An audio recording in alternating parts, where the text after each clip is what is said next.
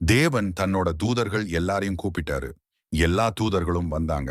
அப்போ தேவன் ஒரு முக்கியமான விஷயத்தை சொன்னாரு. நான் பூமியில மனுஷனை படைக்க போறேன்.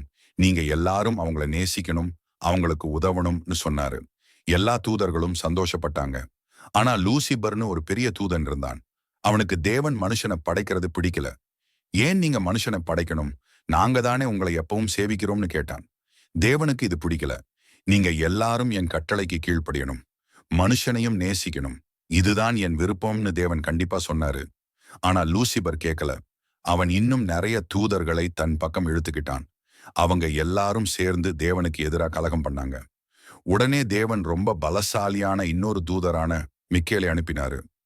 மிக்கேலும் அவனோட தூதர்களும் லூசிபரோட சண்டை போட்டாங்க. அந்த சண்டையில லூசிபரும் அவனோட தூதர்களும் தோத்து போயிட்டாங்க. தேவன் அவங்கள பரலோகத்திலிருந்து கீழே பூமிக்கு தள்ளி விட்டாரு. அதிலிருந்து லூசிபர் சாத்தானாகவும் அவனோட தூதர்கள் பேய்களாகவும் மாறிட்டாங்கன்னு சொல்லுவாங்க. அவங்க எப்பவும் மனுஷங்களை தேவனுக்கு எதிரா திருப்ப முயற்சி பண்ணிட்டே இருப்பாங்க. ஆனா தேவன் எப்பவும் நம்மள பாதுகாப்பா பார்த்துக்கிடுவாரு.